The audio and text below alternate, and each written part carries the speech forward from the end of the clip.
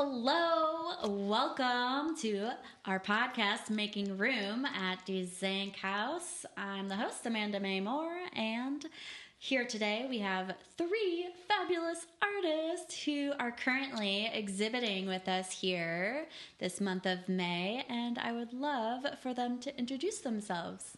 My name is Erin. I am one of the featured artists this month. With my show, I Still Think of You Fervently. And yeah, it's hugely exciting to be here today. Yeah, maybe also share your mediums. Yeah. I predominantly, a lot of this work is in pastels, but I also do linocut printmaking. I have some paintings in here, and I'm just kind of, I'm all over the place. I have a multimedia thing going, so. It's beautiful. Yeah. I'm Gigi. I am in the show at the Zank House with my girl JJ HoneyQueen to my left. And our show was about the divine feminine. And so the medium of choice for me is any medium that is ready available for me to put my hands on. So I do bone, nature art, pastels, paints, ceramics, wood. Anything you're thinking about, I've done it. And I'm JJ HoneyQueen. That's my other half right here in the artistic sense. And my medium, I'm mainly a singer and a writer, but I'm all about expression. So for this show, it was about fabric and fashion and upcycling. Was there anything else? No, that was so good. Thank you. Thank you all for being here today. Thank you for having us. For sure. This is exciting. Yes, this has been such a lovely show, and I do really believe that all of your work complements each other. Yes. This has been a great experience. And getting to know you, Erin. Yeah, I was going to say, it's been great. And I feel Right? like both in terms of getting to know you all and just seeing it all come together, it's been beautiful. Yes, so. It's been beautiful. Yeah. Absolutely. All right. And So thank you, Amanda. Oh, thank you. Thank you so much. My heart is full. So in no particular order, we don't always have to go left to right. But our first question to explore is, how do you make room for your art practice? So I've been thinking about this question. That's the question I've been thinking about the most. And I'm glad you asked us that, because I think I needed to hear that to answer.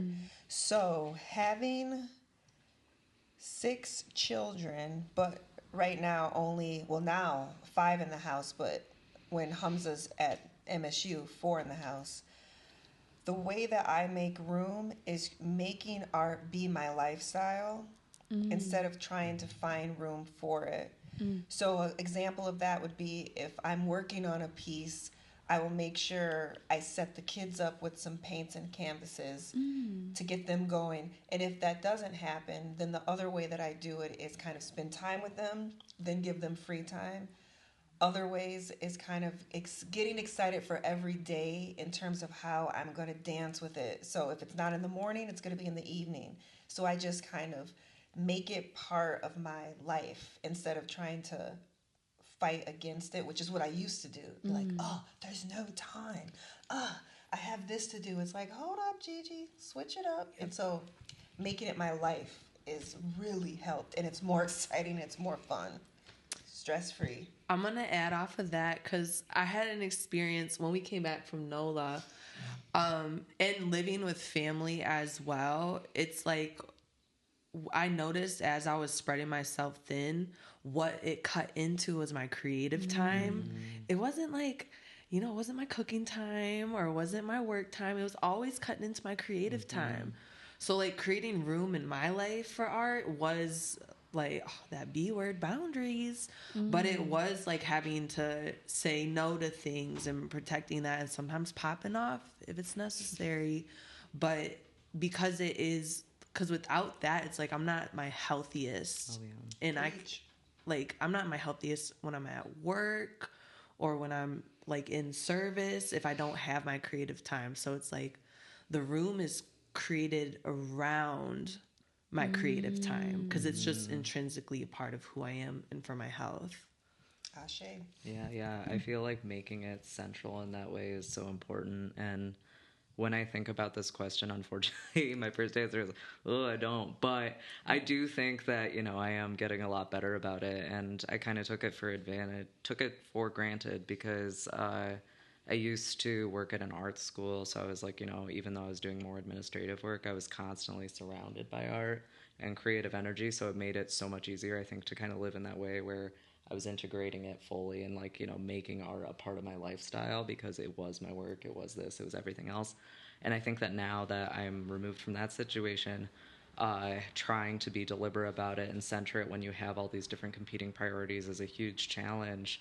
And so for me, I think that a lot of it has been, as I'm kind of, I think, finding this, I guess, recovering artist in myself, is giving some grace, just because I also think that it's really easy to have a very grandiose vision and say, you know what, I need to do this, I need to do it perfectly, I need to do it in this medium, this is what is the true thing that I'm trying to make.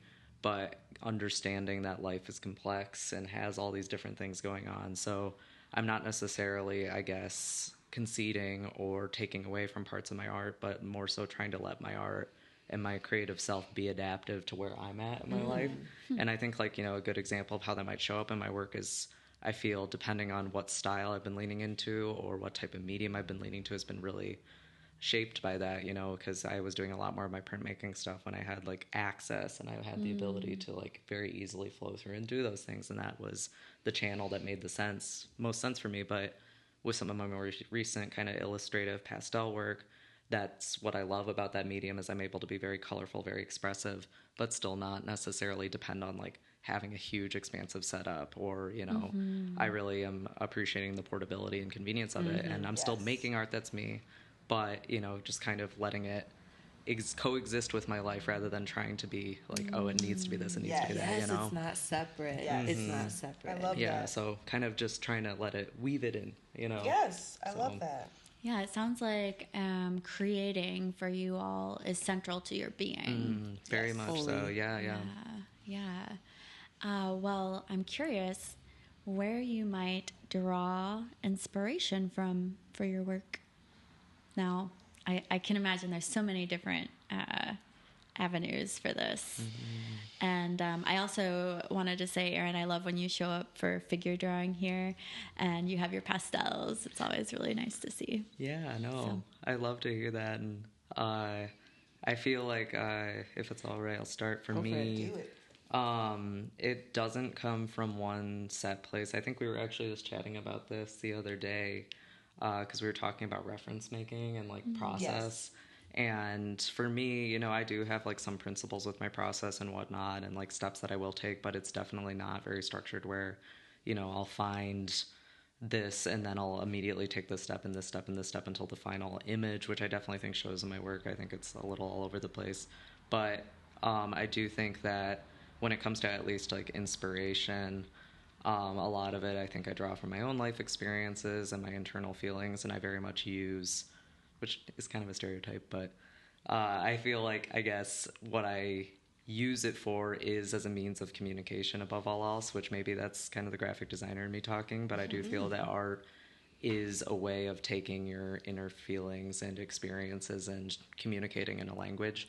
So for me, a lot of it is very experiential. I'm not usually necessarily reaching out at that as much, and I'm using it kind of as a way to process my life. And when it comes to, I guess, literal aesthetic inspiration, I tend to also just pull from a different range of things. So some of my work here, I'm drawing from literal reference that's in front of me, and I'm kind of interspersing it with more surreal elements.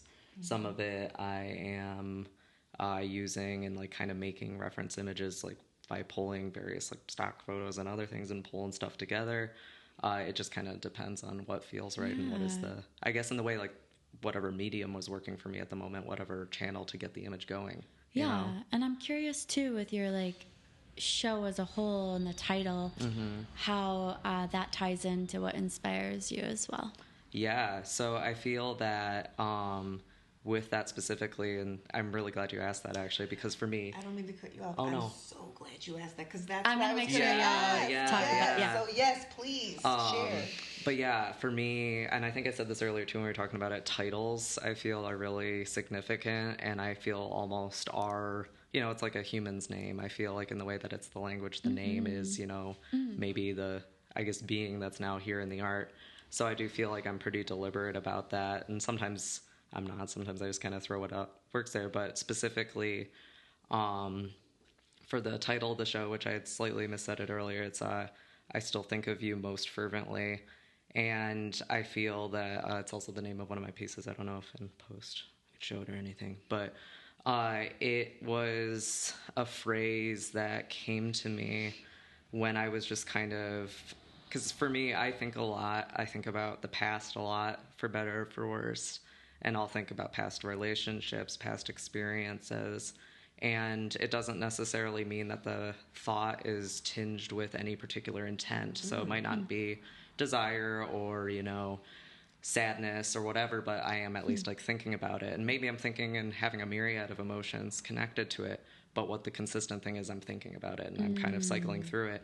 So for me, the piece that I made that I titled in that way, and then the exhibit overall, and thematically a lot of my work, I think is tied into that, I guess, just kind of like inner thought and what may or may not be expressed externally.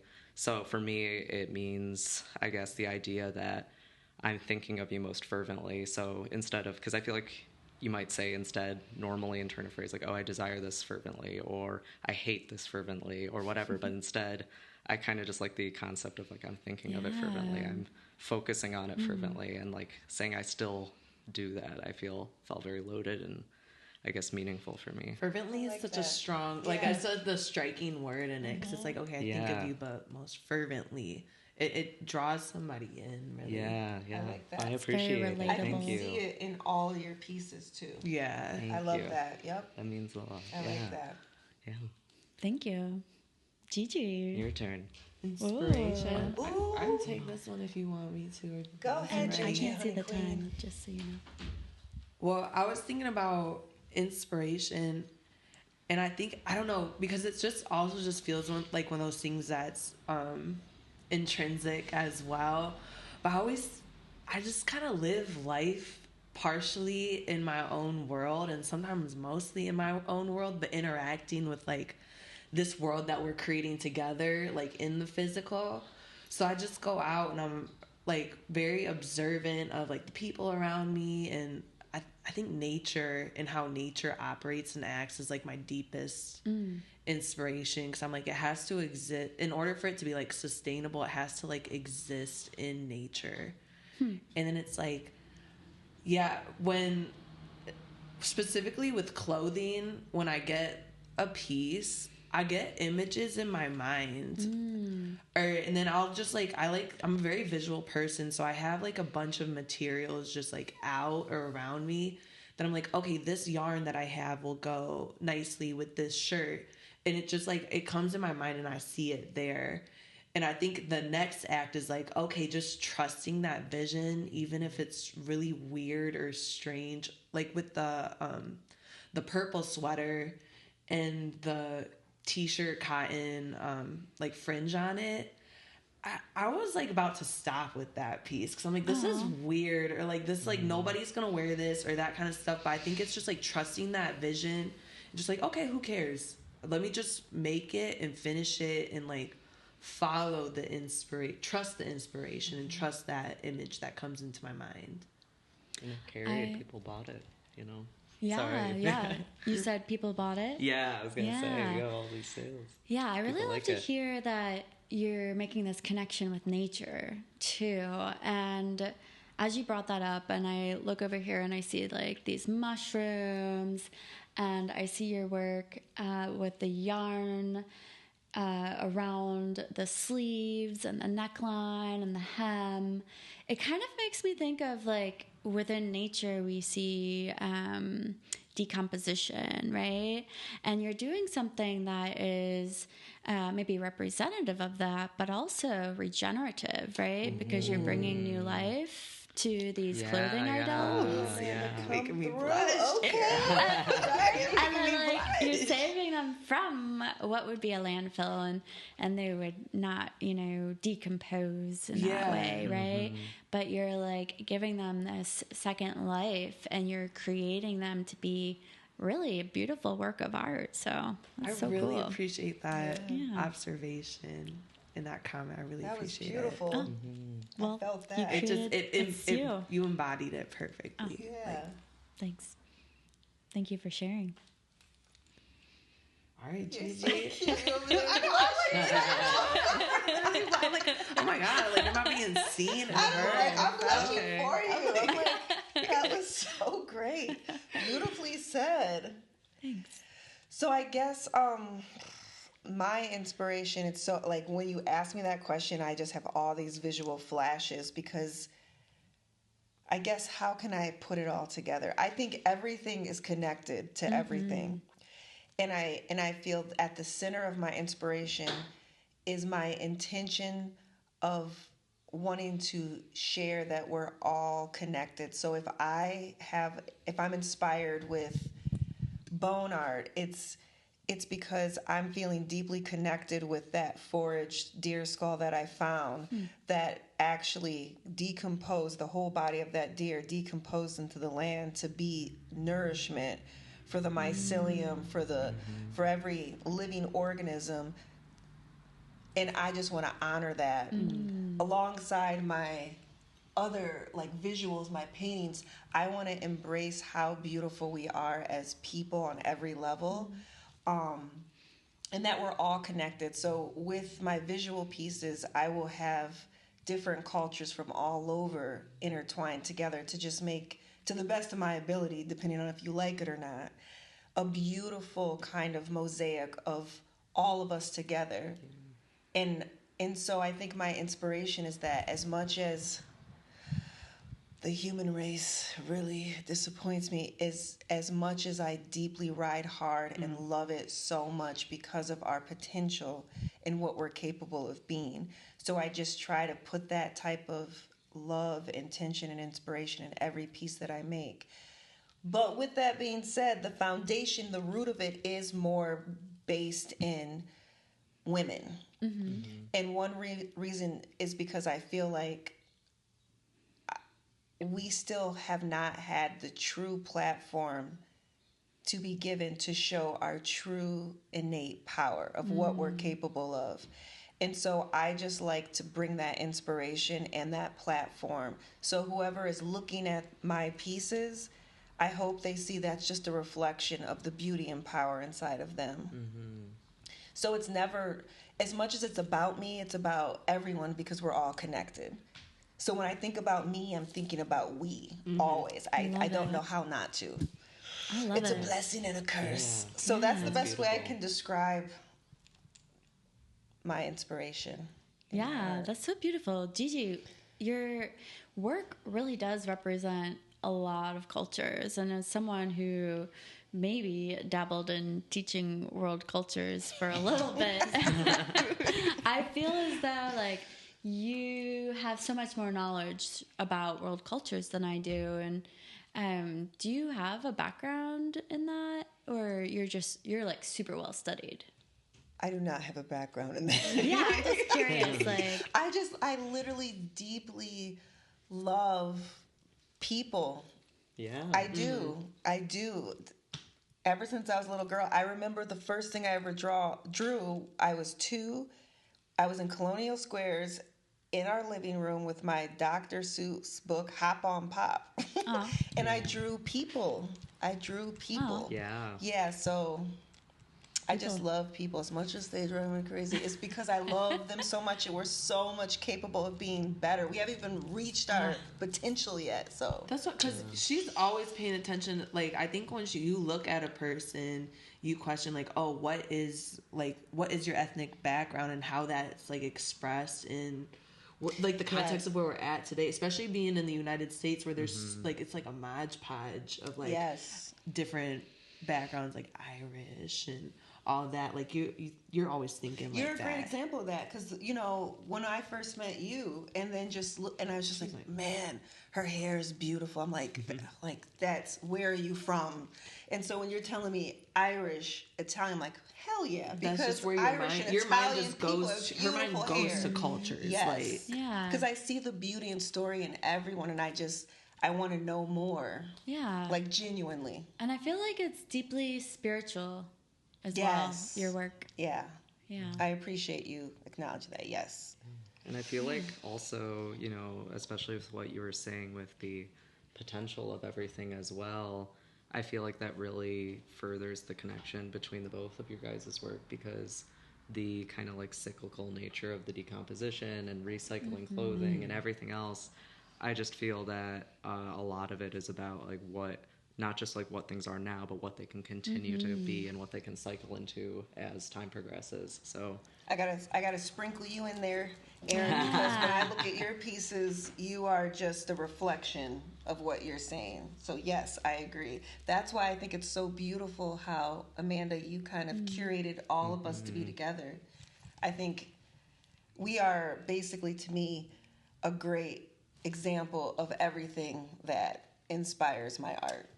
yeah, and just tie back with inspiration, like you were saying, just having this up in here for the last month and being in the opening night, like the inspiration was just buzzing in the room with those really good Can I people add, in the opening night was on the full moon in Scorpio.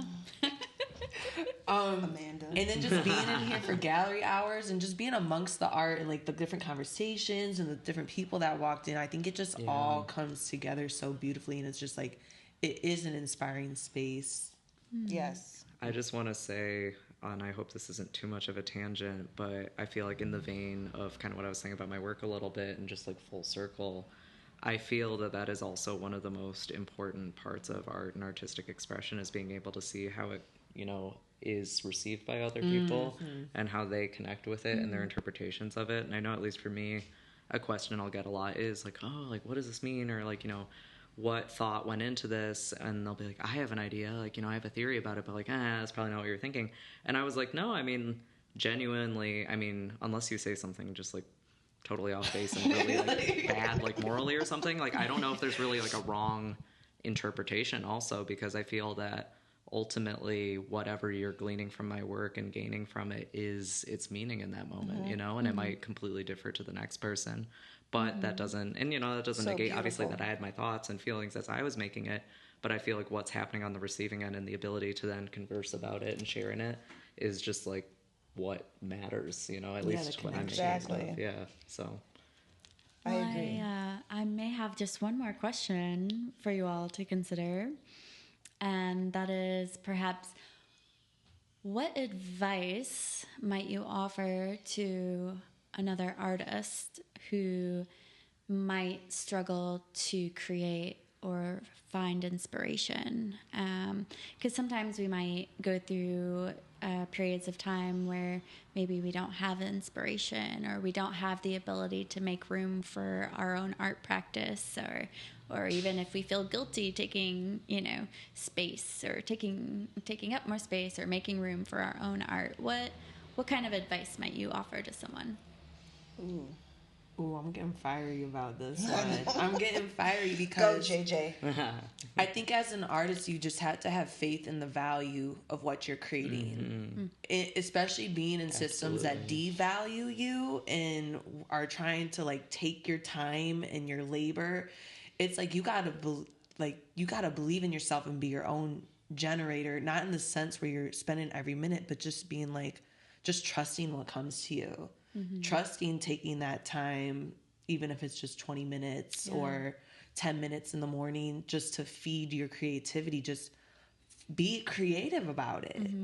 If you feel like you can't do it, like, you're creative. That's the value in itself. AI can't take that away from you. Nothing can take your creativity away from you.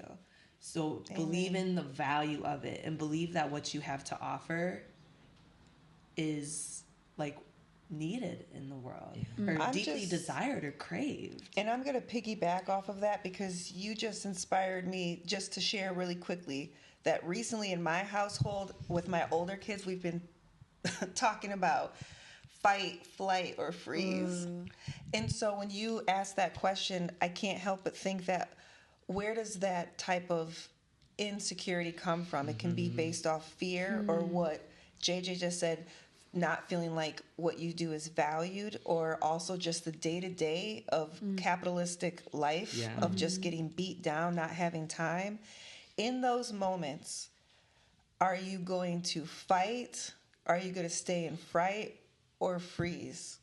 And for me, when one of my sons asked me a question pertaining to that, and I said, I'm a fighter. Let me tell you. So whenever a challenge comes to me, I fight. I fight. And to kind of put it into context of what you're asking, just recently I was just like feeling tired, feeling like, oh my God, where's my inspiration? And right there it's like, oh, Gigi, nope, we don't do this. So what I did do is when we took my mom out for her birthday / Mother's Day, I drew a picture on a napkin because I felt like I didn't have time to create. And then I put the waitress's name on it, and then I gave it to her.